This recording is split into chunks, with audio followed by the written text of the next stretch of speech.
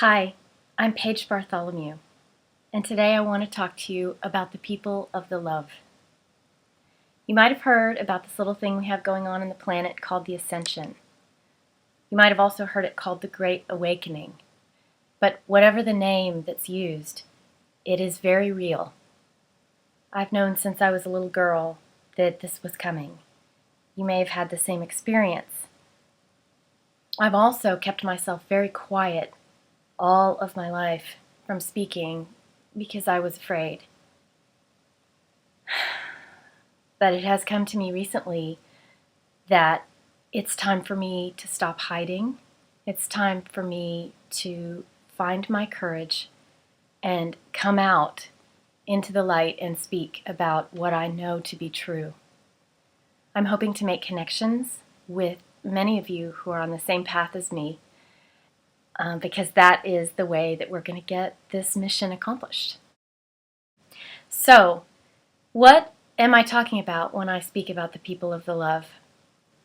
You know that you're talking to someone of the love when they are interested in having a transparent heart, when they're interested in honesty, authenticity,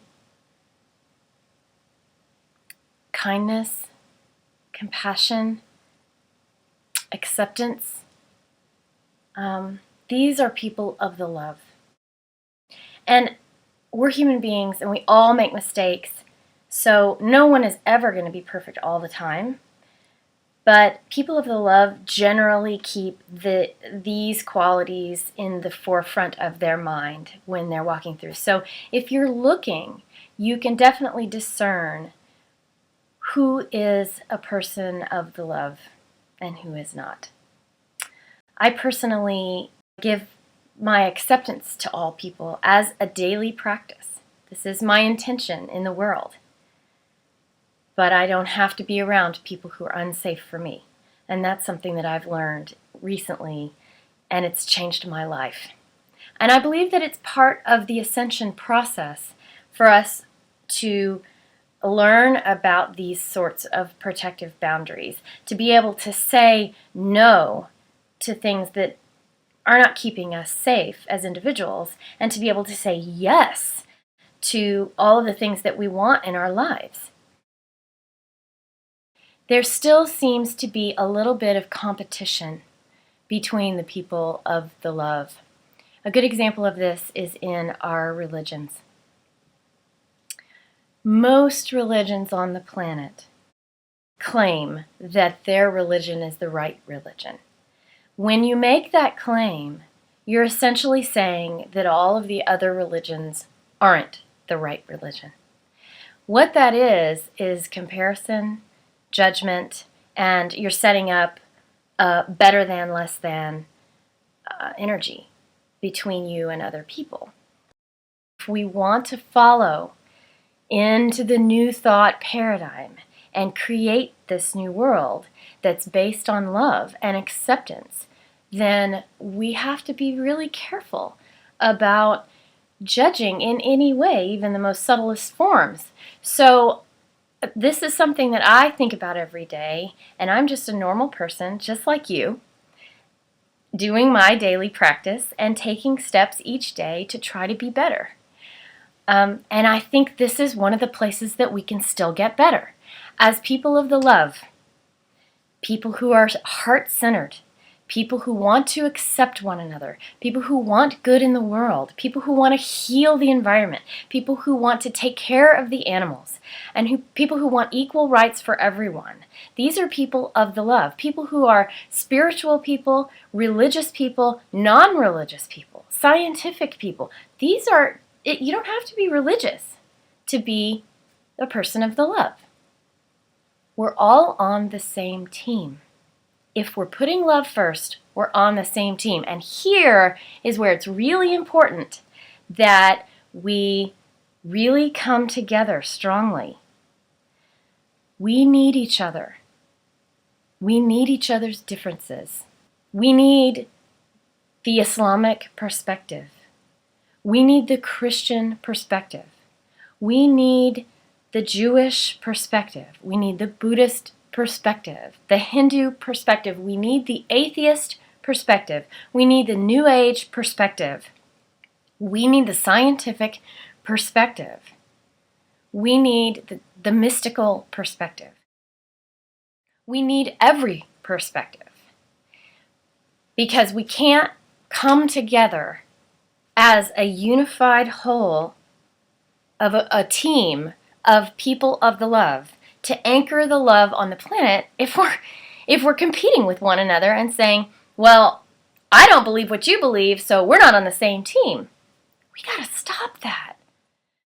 Whenever I'm faced with a person or a statement that someone makes or a belief structure that feels uncomfortable to me, maybe it's something I've never heard of before. When I'm faced with something like that, what I like to do is I notice right away, because my body sort of bristles, like, ooh, I've never heard that before. I'm not sure I'm comfortable with that, right? What I like to do is suspend my judgment. Okay, so I'm just going to allow this thought to have space. It deserves to exist, and I'm going to allow it to exist. And that is something that has really stretched my heart open, being able to do that. Learning how to allow for whatever is in front of me. And the really advanced practice for this is when we see something that looks bad to us or evil. If we see something that looks really hateful or really bad, can we stretch our heart open and just allow that thing space to exist? Just like I allow myself space to exist, I allow the good space to exist, I allow the bad space to exist. It is only through this practice that darkness will ever be transformed into light, because we can't fight the darkness with force. The only way that we can transform darkness is through acceptance, radical acceptance. So when I'm triggered and I find myself in a place where, I can't accept that.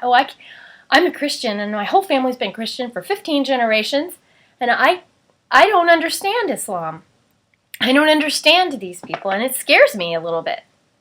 If I find that I'm having thoughts like that, I just get quiet with myself and I allow myself to let it all be there without any judgment, and see if I can just accept what's there. Then I can begin to look deeper, and I can look into the person's heart, and I can say, okay, does this person embody the love?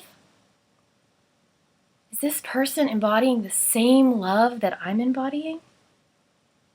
And if I feel that the answer is yes, then this person is my brother or my sister, not my enemy, not my competition. And from this level of love, there is no competition. The differences between the religions and the politics and the Democrats and the Republicans and the cultural differences between different countries and places on the planet, they all disappear. They disappear because love is the magic salve that soothes all hearts and wounds. So we, as the people of the love, have an obligation. It's time for us to answer the call. This is what we came here for. It's time for us to band together, even with the people who are different from us, banding together with the people of the love for a greater cause. It's time to stop the dissension between our brothers and sisters. It's time to stop the sibling rivalry. It's time for us to come together, because this is the way that peace will prevail on earth. If we can't come together, if the people of the love can't even come together, how can we expect anyone to love each other? I am so honored to be here on YouTube with you. And if you want to connect with me, you can find me on Facebook at facebook.com/therevolutionofevolution.